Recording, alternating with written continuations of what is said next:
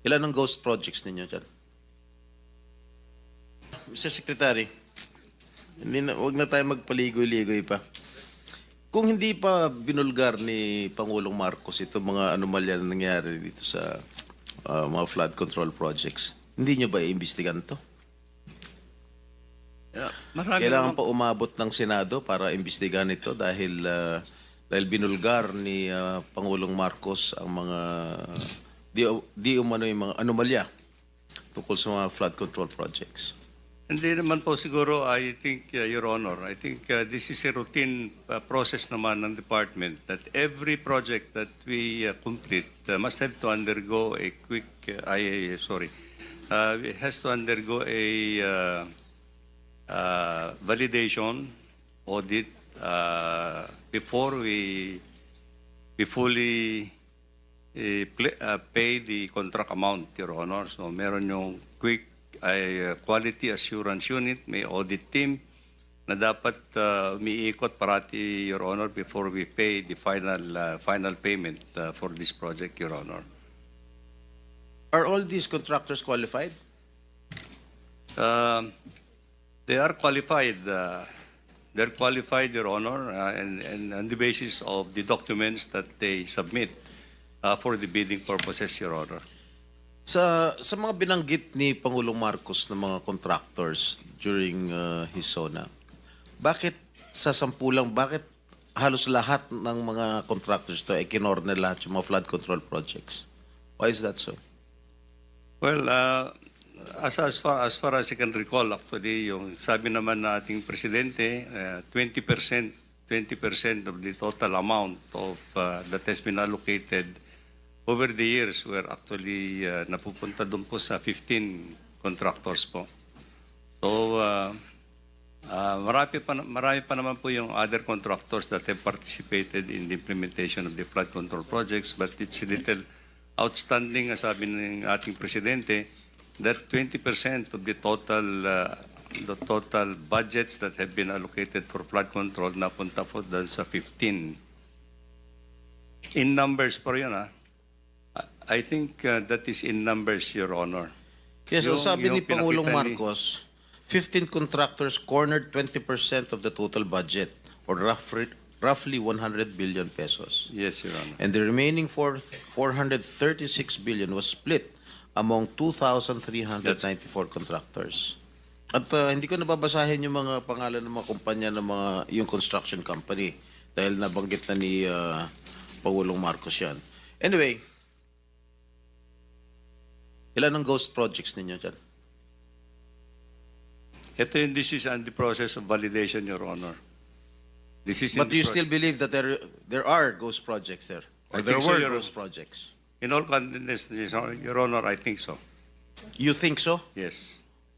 San yan? Well, as I said, as I mentioned in my statement, there are district offices that we are trying to continue the validation of some of the projects, Your Honor. Let me just point out, Your Honor, that many of these projects also, many of the other projects that I have mentioned, some of these projects were also implemented in 2021, in 2022. Sige. Kailan nyo pa nalaman na may mga ghost projects? Since you assumed office, Mr. Secretary? Or just lately? Just lately, Your Honor, and unfortunately. So ibig sabihin, when did you assume as Secretary when President Marcos appointed you in 2022? Yes, Your Honor. Yes, all right. Your Honor. So you believe in 2022, 2023, 2024, walang ghost project? Well, Your Honor, at the central office, we are relying actually on our project monitoring information that comes to us actually, unless it's going to be validated actually and filled. So you said siguro merong mga ghost projects. Who informed you na merong mga ghost projects? Well, there are already informations that are coming up. Yes. Who in particular informed you that there were or there are? There are ghost people projects? in the department actually that are. And how do they know that na merong mga ghost projects? Well, there are people actually who can actually certify, Your Honor. And these are the projects that we are now intensively validating, actually. Okay, Your Honor. my office received reports that there are ghost projects in the municipalities of Kalumpit, Malolos, and Hagonoy in the province of Bulacan. Can you confirm this? Yes, Your Honor. That's true. Well, this is information that we have received, Your Honor. And the contractor, allegedly, Wawaw Builders, correct? That's correct, Your Honor. And SYMS Construction. Am I correct? I don't recall that name, Your Honor. But Who is the owner of Wawaw Builders? Is he here? Is he present here?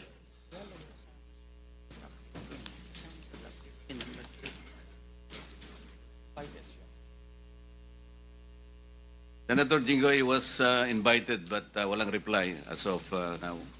May I know who is the legitimate owner of this construction company? Mark Alan Arevalo. Alan Arevalo. All right.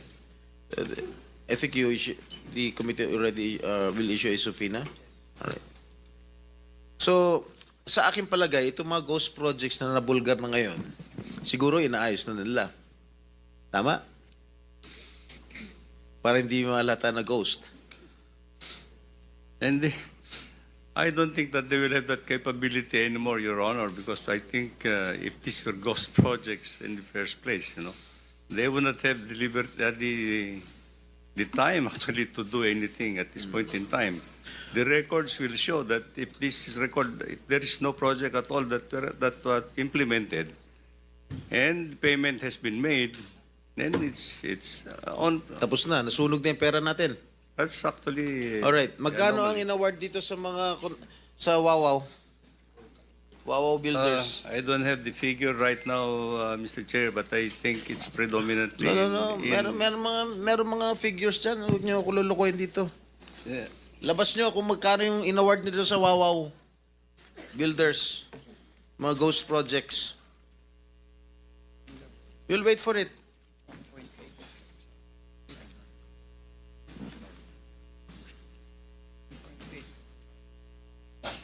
Kakadiri kayo. Mr. Chair, well, I've just been given the tabulation. Wawaw Builders.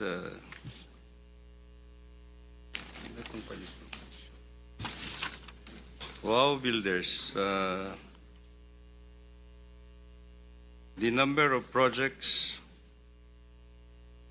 the total projects, total cost of the projects that have been implemented is 9 billion.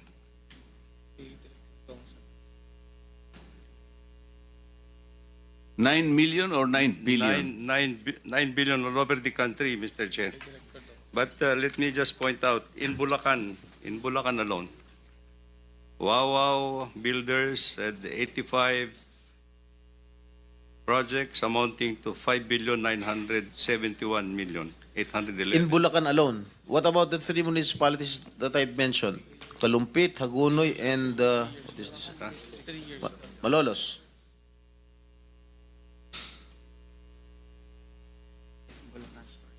This is for Bulacan First Engineering District Office, Your Honor.